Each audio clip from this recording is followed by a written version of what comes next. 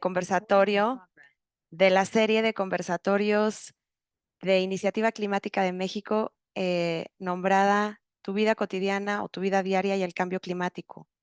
Estamos muy, muy, muy felices hoy de recibir a Lucio Usobiaga Hegevich, fundador y director general de Arca Tierra, un proyecto increíble que tiene que ver con regresar a la tierra a recoger nuestros alimentos y lo que llega a nuestra mesa.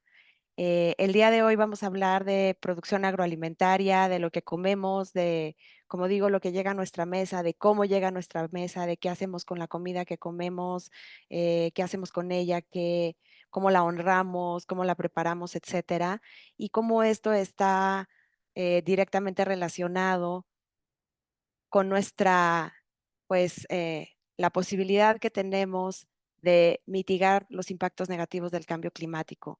Lo que comemos tiene un papel fundamental en las posibilidades de reducir los efectos negativos del cambio climático. Entonces, este es un tema absolutamente importante, trascendental, fundamental para todos los que estamos en esta lucha contra el cambio climático y lo que los humanos hemos hecho en las últimas décadas. Y nada, nos honra más que estés aquí hoy, Lucio. Muchísimas, muchísimas gracias, de verdad, bienvenido. Es un honor poder platicar contigo sobre este regresar a la tierra y sobre pues, un montón de proyectos que hay alrededor de Arca Tierra. Bienvenido, muchas gracias por venir. Al contrario, Mariana, muchas gracias por la invitación. Estoy muy contento de poder platicar contigo sobre pues, este tema, como dices, es muy importante y además en el que todos estamos involucrados porque todos comemos. Exacto, todos comemos, a veces más de 3 veces al día, a veces una vez al día, si acaso.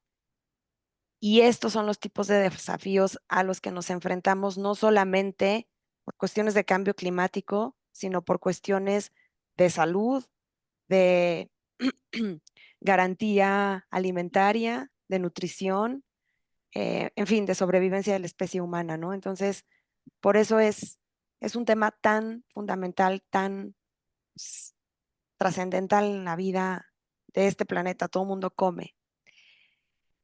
Lucio, tenemos datos duros que nos acercan desde una vertiente al tema de lo que comemos y de lo que llega a nuestra mesa. Yo no sé si todos quienes están conectados se preguntan mucho, poco o nada de dónde viene lo que comemos, cómo fue sembrado, cómo fue cosechado, cómo fue procesado, cómo fue almacenado probablemente, cómo fue transportado, o sea, toda la cadena que sigue, pues una manzana, un salmón chileno, un aguacate de Jalisco, eh, un plátano de Colima, eh, unas galletas holandesas que llegaron a nuestra mesa, un café perfectamente tostado, molido, italiano. O sea, cuando ves lo que desayunas o lo que comes o lo que cenas y toda esta cantidad de insumos que hay detrás de lo que llegó a nuestra mesa, eh, yo no sé qué tanto se preguntan quienes nos escuchan hoy cómo llegó a su mesa. Y uno de los mensajes más importantes que hemos mandado en toda esta serie de 7 conversatorios es pausar un momento para ver lo que hay alrededor. Y así hemos pausado en el de arquitectura y cambio climático, en el de cultura y cambio climático, en el de café y cambio climático, y ahora en el de comida y cambio climático.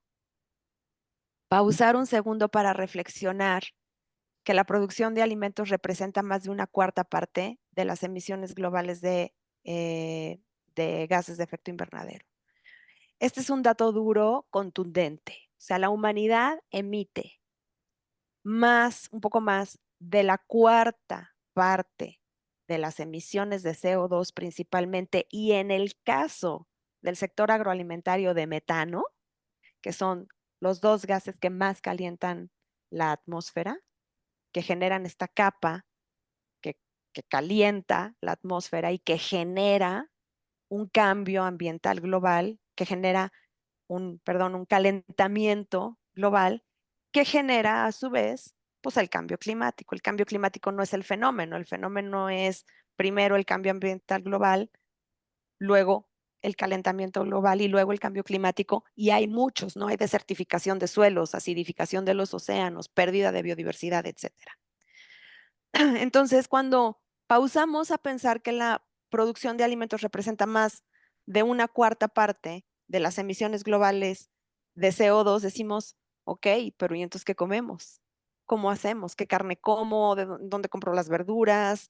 Me vuelvo vegetariano y entonces la dieta basada en plantas también es súper polémica y súper compleja. Entonces, en este marco en el que todos comemos, en que la humanidad sigue incrementando la población y necesitamos más comida, en el que el cambio climático es pues una batalla que está aquí hoy, no sé cuántos de los que nos escuchan nos estamos muriendo de calor. eh, ¿Qué hace Arca Tierra para abordar este problema? ¿Desde dónde lo ven? ¿Cómo regresaste tú a la Tierra? ¿Qué te vincula a decir, pues yo quiero ir a estas hectáreas o a estas porciones de tierra o a estas chinampas a recoger lo que se come y ofrecerlo a la gente, ofrecer una alternativa de consumo de alimentos? ¿Cómo llegaste ahí? ¿Qué te vincula a la tierra? ¿Qué le decimos a los que nos escuchan? No todos tenemos posibilidad, pues, de regresar a la tierra y, ¿sabes? O sea, este acto de sembrar y de pues voltear a ver al suelo y reconocer todo lo que hay ahí, ¿no? Toda la vida que hay ahí. ¿Qué nos cuentas tú de Arca Tierra? Pues digo, empiezo diciendo que en realidad, por así decirlo, son buenas noticias, ¿no? Que en el caso de la alimentación, cuidar el medio ambiente y ayudar a mitigar los efectos del cambio climático, del calentamiento global, implica alimentarnos bien, alimentarnos de una manera limpia, nutritiva y rica. Entonces, al mismo tiempo que estamos ayudando a mitigar estos efectos nefastos sobre nuestra madre tierra, estamos pues, alimentándonos de una manera que nos está procurando salud y nos está procurando placer. Y todavía más sabiendo que estamos apoyando a familias, a comunidades campesinas que están, gracias a nuestro consumo, pudiendo vivir de la tierra sin tener que irse a otro lugar, a una ciudad o a Estados Unidos, ¿no? Que estamos ayudándoles a llevar a cabo un trabajo que es sumamente importante, sumamente interesante. Entonces, pues para muchos de nosotros, yo imagino que la mayoría de los que están escuchando, pues es un paso, entre comillas, bastante sencillo, ¿no? Por todos los beneficios que acarrea. Por el otro lado, creo que es difícil ver en alguna industria como estos extremos o sea, parece como muy bipolar, ¿no? Por un lado tenemos una agricultura campesina, una agroecología, como se le dice últimamente, que pues nos da alimentos nutritivos, ricos, sanos, que cuida de la tierra, que cuida de las personas que producen. Y por otro lado tenemos una agroindustria que en su mayoría pues necesita muchos insumos, ¿no? Es muy demandante en energía, eh, que a su vez en casos generales trabaja con monocultivos, es decir, erosiona, reduce la biodiversidad y pues tiene una tasa de carbono pues generalmente al reducir la biodiversidad, reducir la complejidad de la vida, pues se liberan muchos gases sobre todo CO2, ¿no? Para producir alimentos que no nos nutren bien, ¿no? Que el beneficio, pues sí, es tener todo el año, en todas partes, y el beneficio económico, pues es más para pocas empresas, ¿no? Para pocos bolsillos. Entonces, visto desde ese lado, pues la decisión es muy sencilla, ¿no? Pero ahora, ¿cómo accedemos a estos alimentos? Es ahí donde se empieza a complicar un poco, ¿no? Y por supuesto, cómo hacemos conciencia sobre este hecho. Yo me puedo estar comiendo una manzana que viene del Estado de México, que es criolla, que es acidita, rica, que no le tuvieron que poner ningún agroquímico, que además de que los agroquímicos, dependiendo cuál, ¿no? Pero pueden contaminar el suelo, el agua, a las personas que nos los comemos. Como decía también, pues para producirse se necesita mucha energía, ¿no? Sobre todo los fertilizantes, ¿no? La urea, el nitrógeno que se utiliza para fertilizar. Se necesita una gran cantidad de energía para hacer ese nitrógeno que está en la atmósfera soluble, ¿no? Por así decirlo. Entonces, pues, ¿qué manzana vamos a elegir, ¿no? Y en cuanto a, pues, mi caso personal, pues desde hace como unos 15 años yo me empecé a interesar, oye, ¿qué es eso de la agricultura orgánica? ¿Qué es eso de los alimentos orgánicos, ¿no? Como, ¿por qué hay alimentos orgánicos y no orgánicos? ¿Por qué hay alimentos que tienen pesticidas y, y venenos y alimentos que no tienen, ¿no? ¿Cómo se producía antes de inventar todos estos agroquímicos? Pues todas esas preguntas interesantes de pues, cómo llegamos a esto, ¿no?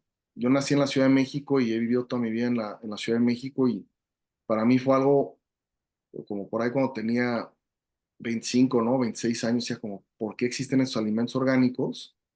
Y abrí una tienda junto a unos amigos en la ciudad con productos orgánicos y artesanales. Y a la hora de buscar estos alimentos, me acerqué a Xochimilco y como todo chilango, pues pensé que Xochimilco era pues este lugar donde pues vas a echar la chela y donde pasas el rato y de repente pues me di cuenta de las chinampas, ¿no? Estas islas artificiales que llevan pues más de 2000 años y que están abandonadas y que hay muy pocos campesinos chinamperos, ¿no? Y poco a poco pues me fui metiendo más hasta que pues abandoné mi carrera académica, ¿no? Terminé mi maestría en filosofía y dije, pues a mí me gusta mucho esto, ¿no? Por la belleza, pero también por la destrucción que hay, o sea, como la vocación, la misión de algo tenemos que hacer, ¿no? Y pronto me di cuenta, pues que esta iba a ser mi trinchera, que, pues digo, ahí están muchas industrias y muchos ámbitos en donde podemos eh, trabajar a favor de la tierra o mitigar el cambio climático, pero me di cuenta que para mí era la agricultura y la alimentación, básicamente, y en eso es donde he estado trabajando los últimos 15 años. Sí, increíble, es un proyecto muy lindo. ¿Cuáles son las redes sociales de Arca Tierra, Lucio? En Arca sobre todo estamos en Instagram, es @arca.tierra, digo también en Facebook, Arca Tierra, y nuestra web es arcatierra.com. Y pues ahí pueden ver toda la parte de alimentos, toda la parte de cursos, talleres, visitas que hacemos ahí en las chinampas. Em, Nosotros producimos ahí en Xochimilco, ¿no? Tenemos producción en chinampas, pero lo más fuerte de nuestra producción o de lo que ofrecemos en alimentos viene de familias campesinas que se encuentran produciendo y viviendo en Xochimilco, en Tlalpan, en Milpalta, en el Estado de México, en el Estado de Hidalgo y Puebla. Bien, fíjate, estos conversatorios surgen pues del desafío que existe en México, en todos los países, pero pues este caso es México, de vincular la política climática, la política pública climática con la gente. O sea, a mí como ciudadano, ¿no? Del diario, pues sí, el cambio climático, he oído hablar de él, hace muchísimo calor, no hay agua, bueno, pero dicen que es por las llamadas solares que hubo hace un par de semanas, que calientan muchísimo más la Tierra. Algunos comentarios dicen, bueno, los científicos, he leído notas que dicen que los científicos están explorando si esa posibilidad es real o no. ¿Cuáles científicos? Quién sabe, pero pues hasta ahí, ¿no?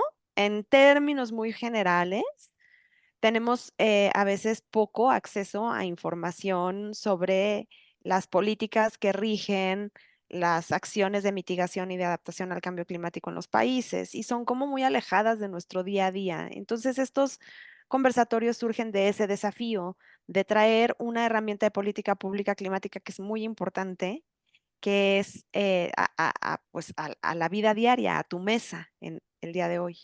La contribución determinada a nivel nacional, NDC, por sus siglas en inglés, es pues un listado de acciones de mitigación que todos los países que firmaron el Acuerdo de París en 2015, 196 países firmaron el Acuerdo de París, se comprometieron a realizar para 2020 para reducir significativamente el calentamiento del planeta. En aquel tiempo se hablaba de no llegar al 1.5 grados de aumento de temperatura, no sé si todos se acuerdan, pero era el famoso, no queremos, como humanidad no podemos sobrepasar un aumento de temperatura de 1.5 grados a nivel planetario porque estaríamos en serios problemas. La ciencia hoy dice que estamos en la trayectoria de 2 o 2.5 grados centígrados. O sea, el 1.5 ya lo sobrepasamos. Ya aumentó la temperatura en el planeta 1.5 grados centígrados. Y 1.5 grados centígrados, cuando estás en tu coche y subes el aire acondicionado 1.5 grados centígrados, ni lo sientes. Ni cuenta te da, súbele 3, 4 grados, nos estamos muriendo de calor. O bájale, pues, o sea, aumentar el frío, ¿no? Pero a nivel planetario eso es catastrófico, porque entonces todo el ecosistema que está en perfecto equilibrio se desequilibra y entonces tenemos muchos de los efectos que tenemos hoy. Las contribuciones determinadas a nivel nacional mandatan a los países a decir, a ver, tú, cada uno de los 196 países, ¿qué vas a hacer en los sectores que identifiques prioritarios para reducir la mitigación, para reducir la emisión de CO2 principalmente? Ahora, obviamente, el metano toma un papel protagónico, que el metano calienta 8 veces más que el CO2. Entonces, entre más metano producimos, pues más se calienta mucho más rápido que con el CO2, dióxido de carbono. Entonces, en Iniciativa Climática de México, hicimos un esfuerzo, pues la verdad es que titánico, para hacer una contribución determinada a nivel nacional desde la sociedad civil.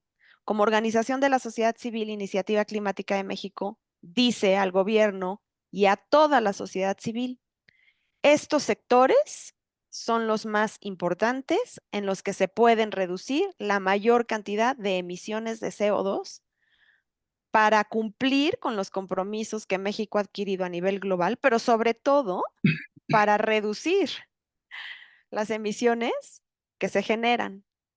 Y en este sentido, el sector de AFOLU, agricultura, ganadería, otros usos de la tierra, forestal y otros usos de la tierra, por sus siglas en inglés, pero es decir, todas las actividades productivas que ocurren en la tierra, en el campo, el sector forestal, de donde se produce, en el que se produce pues, la madera que consumimos, y el sector agricultura y ganadería, en México es el único sector que no emite CO2, sino que absorbe CO2. Esa es la buena noticia. La mala noticia es que está a nada de convertirse en un sector emisor también, lo que platicábamos antes de que empezara el conversatorio. ¿Por qué?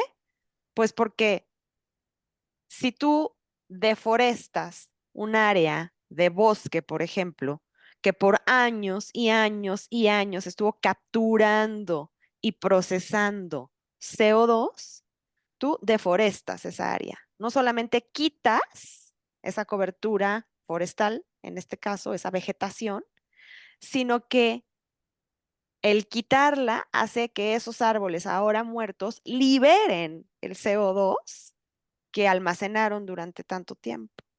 Entonces tienes un doble efecto que hace rato decíamos es catastrófico. Entonces, esto lo traigo y toda esta cuestión técnica porque en ICM creemos firmemente que es muy importante que la sociedad civil tenga acceso a conocimiento científico, técnico, válido y no solamente nos empapemos de narrativas y de experiencias que si bien son absolutamente válidas, necesitamos siempre tener el sustento de de dónde viene eso, cómo lo entiendo, qué hago con él. Entre más información tienes, más poder de decisión tienes.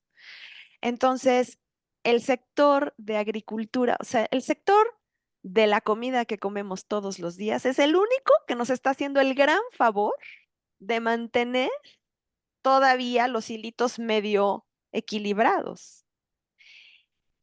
Por eso es tan importante lo que llega a nuestra mesa y de dónde llega. Entonces, yo soy un ciudadano común y corriente que va al supermercado o al mercado a hacer mi compra a la carnicería, a la pollería, a la tortillería.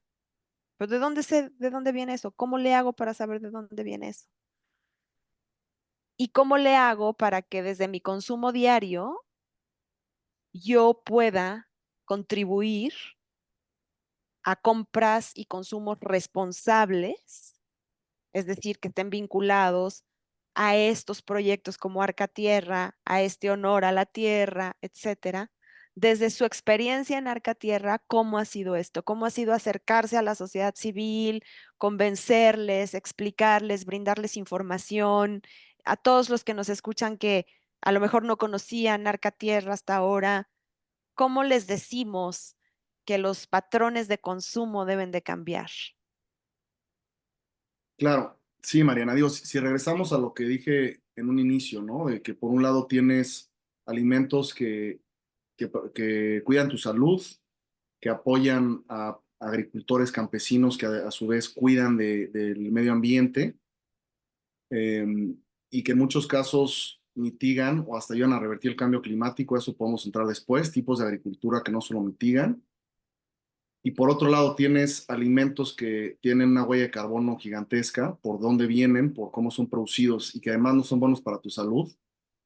Pues uno pensaría que pues la demanda de alimentos agroecológicos o limpios sería enorme, gigantesca, ¿no?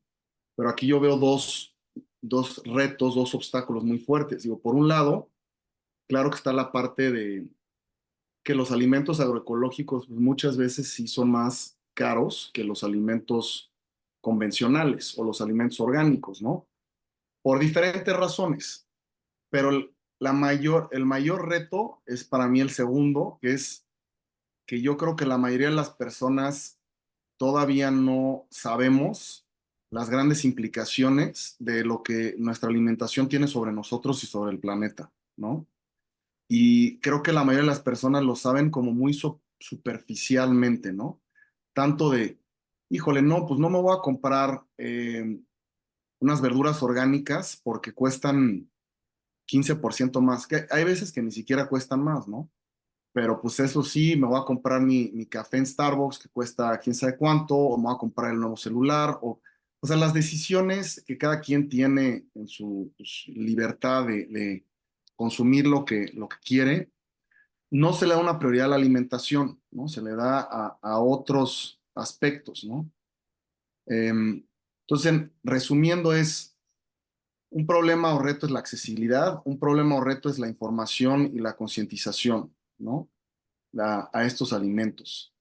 De todo el tiempo que llevamos, nosotros le entregamos a pues, algunos restaurantes en la Ciudad de México, pero también le entregamos a familias y a particulares. Y honestamente, nosotros no hemos visto que crezca la demanda, casi nada. Digo, vale recalcar que nosotros ofrecemos cajas o canastas de verdura de lo que viene de temporada, ¿no? El consumidor no tiene la posibilidad de elegir, quiero 500 gramos de esto, un kilo y medio del otro, sino que viene pues un peso predeterminado y nosotros nos comprometemos a que todo sea agroecológico y que todo sea de temporada, ¿no? Pero no hemos visto crecer la demanda. Entonces, aquí lo que se necesita hacer es que haya mucho mayor información y concientización y experiencias y datos y todo para que crezca más esto, ¿no? O sea, hay muchos agricultores que lo que quieren es producir sin dañar su tierra, ganando un precio justo, pero falta que la gente en la ciudad diga, tratemos, ¿no? En algún momento, digo, lo cuento como anecdóticamente, intentamos en Pachuca, porque trabajamos mucho cerca de Pachuca en Hidalgo, y fue imposible, ¿no? No, no, o sea, si cuesta 2 pesos más, olvídate. ¿Y qué es eso del orgánico? A mí me da igual, qué es lo que me voy a comer, ¿no? desconocemos todos los beneficios, ¿no? De, pues, si quieres visitar poco a un médico, pues aliméntate bien, ¿no? Duerme bien, yo qué sé. Entonces, básicamente lo que nosotros nos gustaría es, pues, que más gente se anime a esto y que ya no se vuelva como una moda o un nicho, sino que se vuelva algo generalizado y entonces de esa manera se podrían lograr cosas de verdad, increíbles. Sí, eh, sí, sí. Esto me recuerda dos, dos cosas. Una es Thomas Kuhn y el tema de filosofía de la ciencia y lo que él llamaba un paradigma, ¿no? Es decir, un modelo de pensamiento que llega a un límite, tiene un nacimiento, un crecimiento, un desarrollo y llega a un límite. Y de pronto ese modelo de pensamiento, de visión de la vida, económico, social, científico, pues ya no satisface las necesidades de esa población en ese momento. Y, mucho de lo que hemos platicado en anteriores conversatorios o en todo el, pues como el análisis de cómo llevar estos documentos de política pública y esta forma de ver la sostenibilidad en diferentes foros, etcétera, tanto desde ICM como desde otras trincheras, es, pues este paradigma está llegando a su final. Tenemos que cambiar nuestra forma de relacionarnos con el patrimonio natural, de relacionarnos con la vida, de relacionarnos con lo que consumimos. Por eso yo decía, regresar a recoger de la tierra, ¿no? Como en este acto de, de volver a la tierra a entender qué hay ahí, cómo se genera la vida ahí, cómo una naranja es absolutamente valiosa en tu mesa por todo un proceso increíble que pasó para nacer, ¿no? Y la otra cosa es que a propósito de hoy es día de la diversidad biológica. Entonces, qué bien que estamos teniendo esta conversación sobre la Tierra en el Día de la Diversidad Biológica. Estaba leyendo ahora que 70% de las poblaciones en condiciones de pobreza viven en zonas rurales y dependen directamente de la biodiversidad para sobrevivir.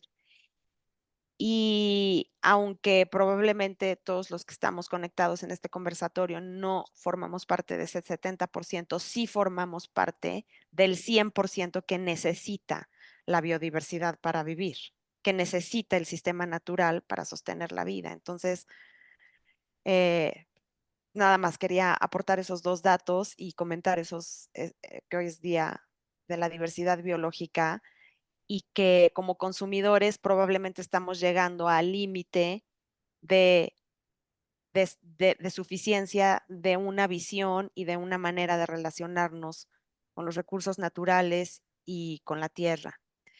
Hay varias preguntas en el chat y las agradecemos muchísimo. No las puedo contestar ahora en este momento todas, pero a todas, si se registraron, tenemos sus correos y les enviamos las respuestas. Hay dos, voy a leer algunas, no vamos a contestar todas, em, pero alguien dice, en definitiva, para bajar las emisiones de gas de efecto invernadero, tenemos que abordar una dieta basada en plantas. Sí hay muchísima polémica alrededor de ello también, pero sin duda que es un tema importante que se debe de pensar. No se está revolviendo el sector agroalimentario con el sector AFOLU al decir que hay neutralidad de carbono. Sí, sí, sí, eso fue un error ahorita en la conversación, pero obviamente en la NDC, desde sociedad civil, lo tenemos perfectamente separado y clarificar que la neutralidad de carbono está en el sector AFOLU. Obviamente la ganadería es historia aparte, cuenta aparte. Las emisiones de metano provenientes de la ganadería son realmente muy significativas y pues algo tenemos que hacer con el sector de producción agropecuaria porque realmente es pues uno de los sectores también más emisores y como yo decía hace rato, el metano calienta el planeta 8 veces más que el dióxido de carbono, entonces tenemos un reto ahí. A lo mejor esta sí es para ti, Lucio. ¿Qué consejos le puedes dar a los mexicanos para tener una dieta amable con el medio ambiente? Muchos productos orgánicos tienen precios altos, lo que ya decías. ¿Cómo pueden acceder? ¿Cómo podemos acceder a una dieta lo que decías al principio, saludable, rica, nutritiva, sostenible, de forma accesible.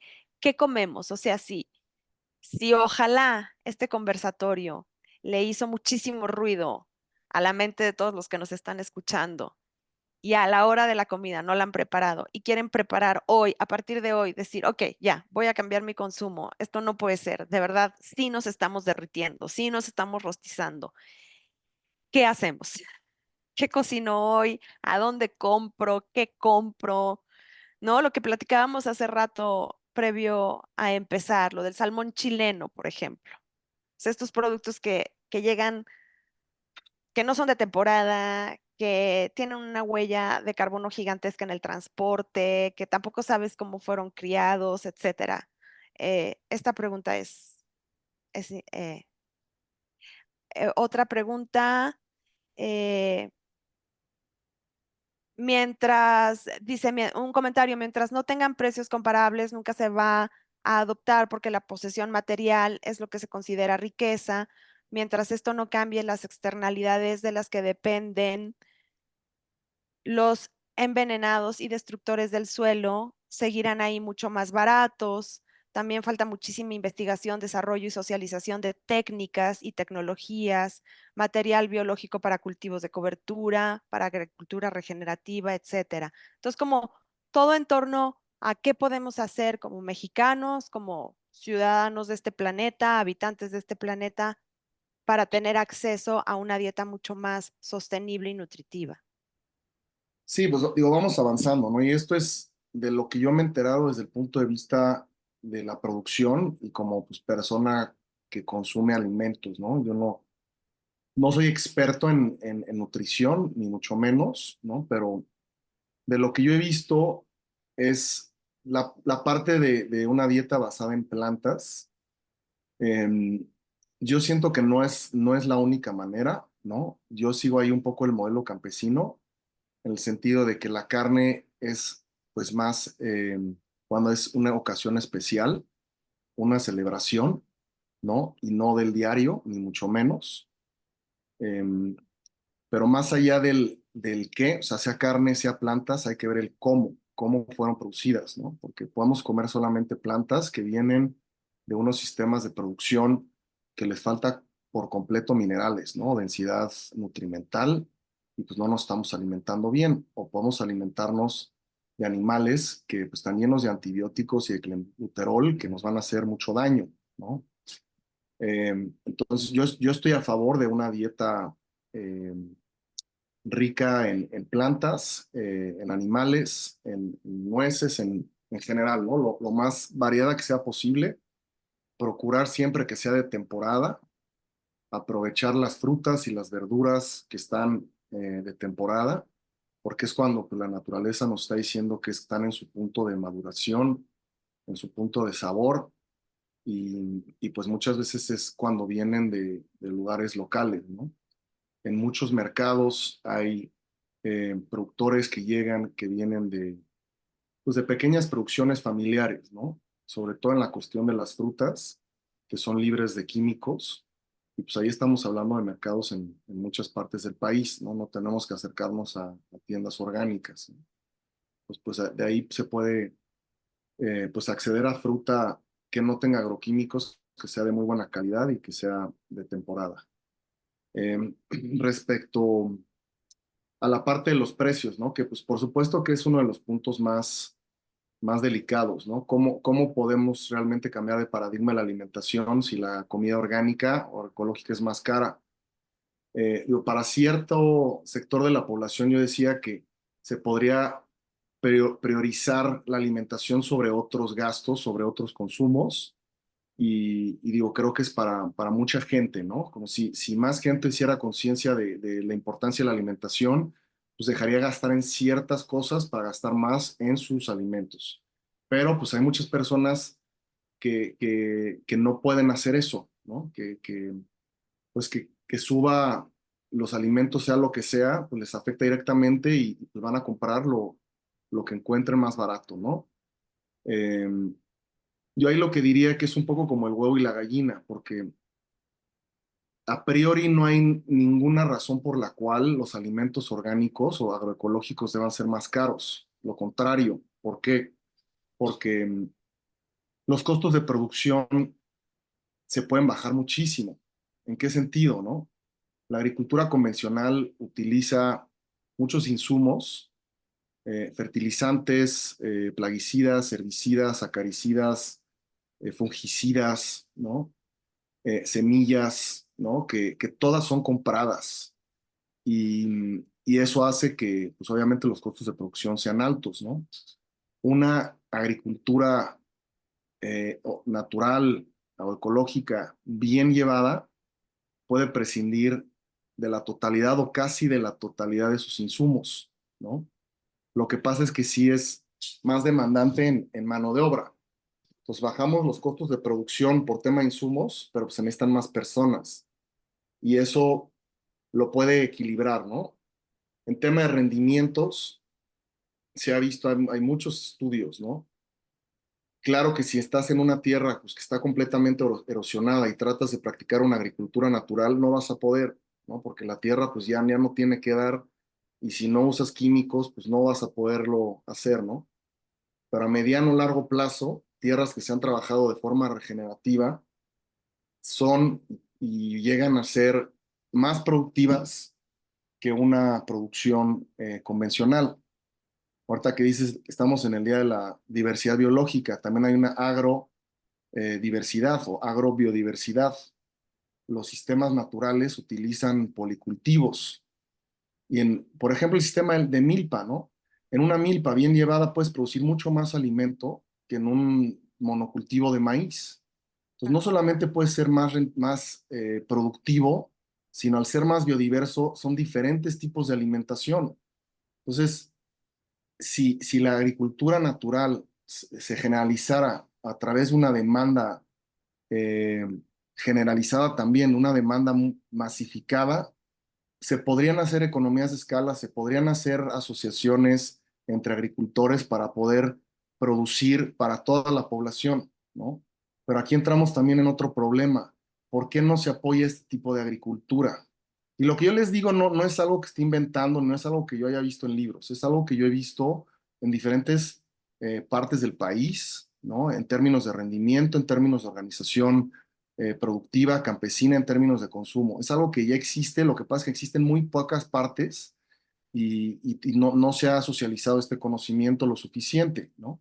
Pero bueno, regresando a cuál es el mayor problema que yo veo, que me tardé un poco en entender por qué este tipo de producción no, no ha alcanzado pues un número importante o no ha escalado, ¿no?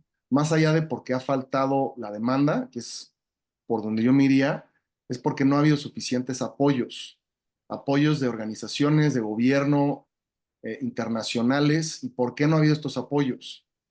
Porque, pues si lo pensamos bien, es muy sencillo, ¿no? La agroecología lo que promueve es la liberación de los insumos, la autonomía de los productores campesinos. Ya no necesitan ir a una tienda para tener fertilidad, ¿no? Se aprovechan más bien es una agricultura de procesos y de conocimiento. Entonces, ¿cómo se va a apoyar globalmente una agricultura que si se apoyara y generalizara, pues quebraría la agroindustria, ¿no? O Claro. sea, quebrarían todas las empresas que producen estos insumos. Más bien es un peligro, ¿no? ¿Cómo vamos a apoyar eso? Todas estas empresas que se dedican a vender semillas, fertilizantes y agroquímicos, pues no quieren que esto suceda. Pues por eso regreso que tiene que ser algo más de la sociedad, porque esto no se va a promover realmente nunca a nivel gobierno, por más que diga, ¿no? Son proyectitos ahí para que suene bonito, o la FAO, jamás va a ser realmente alguna propuesta que se apoye de verdad, ¿no? Entonces tiene que venir de la sociedad civil, tiene que venir de nosotros y organizados, informados, podemos entrar en comunicación, como lo ha hecho Arcatierra, con comunidades campesinas, en donde se hace una relación, una alianza, ¿no? Yo te pago un precio justo y te pago bien y tú vas a producir. Y de esa manera se puede llegar muy lejos. Sí, que afortunadamente cada vez hay más consumidores que demandan este tipo de productos, aunque sea una parte pequeña de su dieta cotidiana, pero, pero lo demandan y hay cada vez más iniciativas que ofrecen este tipo de alternativas, incluso cooperativas en las que tú puedes tener una participación y apoyar pequeños emprendurismos, etcétera. Eh, Queremos agradecer muchísimo todos los comentarios y preguntas que hay en el chat. Como dije hace rato, no podemos atenderlos todos. Hay un montón y los agradecemos de verdad. Aquí se guarda el chat, como todos saben, y vamos a responder, como ya dije hace rato, a todos y cada uno de ustedes. Este conversatorio terminó porque prometemos siempre hacerlos de 45 minutos, aunque a veces siempre nos queremos quedar un rato más.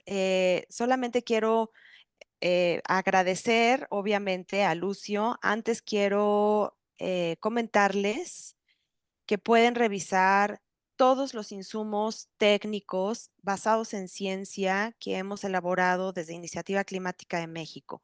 Cuando decimos basados en ciencia es que todas las estimaciones, modelos, números, todo lo que se plantea en la contribución determinada a nivel nacional, en la ruta hacia emisiones neta cero para el país, ahora en varios documentos que siguen en elaboración, muchos proyectos previos de Iniciativa Climática de México, absolutamente todo lo que está ahí pretende, uno, dar información asertiva, certera, válida, sólida.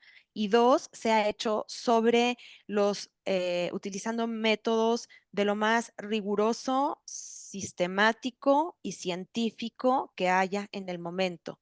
Entonces, yo decía hace rato que este conversatorio se da en el marco del proyecto de contribución determinada a nivel nacional que se hizo sobre los parámetros científicos muy rigurosos. Entonces, toda la información que se vierte en los conversatorios es información que se prepara antes y en ese sentido agradecemos muchísimo a Lucio la cooperación para trabajar pues el guión, las preguntas, los temas, qué puede ser de mayor interés para quienes nos escuchan, etcétera, que tuviste con nosotros antes.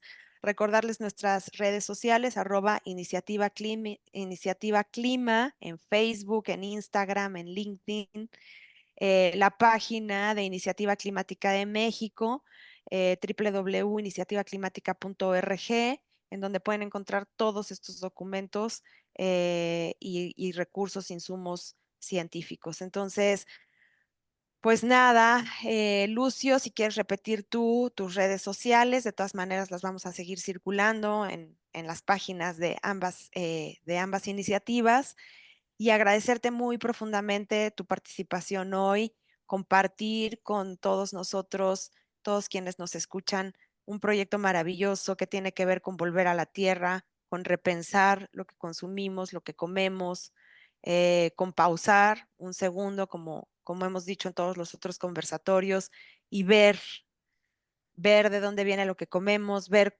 qué es el espacio que habitamos, ver con qué animales estamos en contacto, con qué especies de flora, de fauna nos rodean todos los días, a pesar de que estemos en una gran ciudad como esta, quienes estemos aquí, quienes no, pues afortunadísimos que están en espacios mucho más naturales y biodiversos. En fin, pausar y repensar un segundo nuestra relación con el planeta y todo el sistema natural que sostiene la vida. Muchísimas, muchísimas gracias, Lucio. Muchísimas gracias a todos quienes se conectaron. Desde Iniciativa Climática de México estamos muy honrados de poder conversar contigo y de que nos escuchen todos los participantes. Mil gracias, Lucio. Muchas gracias, Mariana. Yo nada más me gustaría cerrar viendo algunas de las preguntas que pues también nos fijemos muchas veces en el cómo y no solamente en el qué, ¿no? La cuestión de los animales, o sea, hay diferentes ecosistemas, ¿no? Hay ecosistemas apropiados para el ganado, hay ecosistemas, obviamente no se trata de estar deforestando, pero por ejemplo hace poco conocimos un ganadero que está en Chihuahua, que gracias a su manejo holístico de ganado, está reverdeciendo el desierto, ¿no? Hay formas de trabajar con animales que tienen un sentido positivo para el medio ambiente, ¿no? Si es como se maneja animales de manera convencional, pues por supuesto que el impacto, que es una huella de carbono gigantesca, ¿no? Y que es súper dañino en términos de metano, de CO2, de crueldad animal, de la calidad, de absolutamente todo, ¿no? Pero es el cómo, ¿no? La parte agricultura orgánica, que por ahí ponen una pregunta, la agricultura orgánica no es la solución porque ocupa más tierra que la agricultura convencional. ¿Qué tipo de agricultura orgánica estamos hablando? ¿Estamos hablando de un monocultivo de agricultura orgánica o estamos hablando de una milpa? ¿Estamos hablando de un sistema agroforestal o estamos hablando de un sistema simplificado, ¿no? O sea, hay que leer un poco entre las líneas para ver de qué estamos hablando, ¿no? O sea, los términos luego son muy generales. Pues dentro de un término hay muchos matices, ¿no? Yo lo que he visto, la agricultura lleva, sobre todo en términos de animales, ¿no? El pastoreo racional, ¿no? El manejo integral que se practica en México en algunos lugares. Tiene consecuencias positivas para el medio ambiente. Claro que pues no es un sistema que se pueda hacer en todo el país porque solamente es en ciertos lugares y no podemos pensar en una dieta basada en carne porque sería completamente suicida, ¿no? Pero existe eso, ¿no? En comunidades campesinas, una vaca te puede dar la fertilidad para 1 hectárea. Pues, ¿cómo vas a llegar con una familia campesina y decirle no puedes tener vacas, ¿no? Y la vaca cuando está vieja, pues hace una fiesta y se sacrifica y los animales que tienen sirven para el abono. O sea, en la agricultura campesina milenaria son importantísimos los animales, pero otra vez es el cómo del manejo. Y en el caso de la agricultura como tal, nosotros hemos visto y lo implementamos en Xochimilco, hay un tipo de agricultura que se llama agricultura sintrópica, agroforestería, que no solamente mitiga el calentamiento global, sino que lo revierte. ¿Por qué? Porque estamos trabajando con árboles, estamos imitando al bosque. Los árboles capturan muchísimo carbono y no nos olvidemos del suelo. Por eso cuando se deforesta, no solamente es lo que se pierde de la cobertura, sino que se va muriendo el suelo. Y si hay un 10% de materia orgánica, casi todo eso es carbono y se está liberando. Si tú por lo contrario tienes árboles con cultivos, pueden ser granos, pueden ser hortalizas, no pueden ser muchos tipos de plantas, cada vez a través de las podas estás generando materia orgánica que estás metiendo al suelo, ¿no? El suelo, después del océano, pues es el mayor reservorio de carbono que tenemos, ¿no? Esto lo llevan practicando comunidades indígenas desde hace miles de años. En Brasil empezó esta corriente desde hace 40 años. Yo les puedo decir, si toda la ganadería se hiciera como lo hace Alejandro Carrillo en Chihuahua, y si toda la agricultura se hiciera como lo están haciendo los brasileños, podríamos mitigar, no solo mitigar, sino revertir el cambio climático, ¿no? Entonces, no perdamos esa esperanza, esa posibilidad, pero nosotros como consumidores, ya existen estas personas brillantes, estos proyectos, sobre todo los agricultores campesinos que necesitan nuestro apoyo. Nosotros que vivimos en la ciudad, tenemos que enterarnos, no sé si haya en todo el país estas opciones, pero también las tenemos que crear.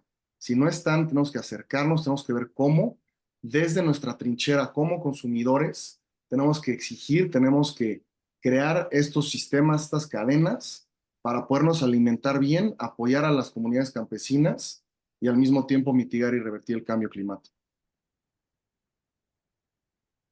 Y Pues bueno, mil perdón gracias, José. Mariana, que si ya me extendí un poquito más, pero pues No, digo, siempre nos la pasa lo verdad es que mismo y siempre no hay un conversatorio que haya durado 45 minutos y eso es lo importante, o sea, recibir este tipo de preguntas. Hay muchas preguntas eh, que plantean desafíos en la respuesta y que las respuestas también serían muy largas, por eso es que no las estamos contestando ahora, pero por favor pónganse en contacto con nosotros y sin duda y con muchísimo gusto podemos aclarar cada una de las afirmaciones o preguntas que están aquí. Entonces, lo importante es, siempre decimos, ¿no? Al final de estos conversatorios, si para el siguiente absolutamente nadie se vuelve a conectar porque se le olvidó, porque no le gustó, porque no tuvo tiempo, por la razón que sea, que en este conversatorio quede una semilla para actuar de manera propositiva, de manera contundente, de manera crítica e informada. Y proponer lo que tú decías es absolutamente importante. Si no hay, hay que proponerlo, que lo que sea necesario para continuar, pues en un desarrollo, en una vida un poco más armoniosa en este planeta. Siempre decimos, hablamos de las generaciones futuras, que sí son absolutamente pertinentes y claves, pero esta generación tampoco la está pasando bien y esta generación no la está pasando bien, no solo por lo que nos estamos perdiendo, sino por la oportunidad que también estamos perdiendo de dejar de hacer muchísimas cosas que podríamos. Entonces, pues ahora es cuando, ¿no? Muchos eslogans respecto al cambio climático en el idioma que quieras, en el país que sea y a razón de lo que quieras, dicen el cambio climático está aquí hoy. Bueno, sí, eso es cierto. ¿Y qué hacemos? Entonces, estas conversaciones tienen la intención de brindar un poco de información técnica, un poco de información de divulgación, un poco de información general, pero sobre todo conversar contigo el día de hoy sobre estas otras iniciativas y posibilidades que sí existen y que podemos empezar al menos a explorar. Entonces, pues nuevamente muchísimas gracias, Lucio. Gracias, Mariana. Y digo, tengamos una apertura para para recibir sentido de lo complejo que es el problema, pero al mismo tiempo inspirándonos de la naturaleza, de la complejidad que son los sistemas biológicos, pues que el problema no va a ser, que la solución no va a ser sencilla, ¿no?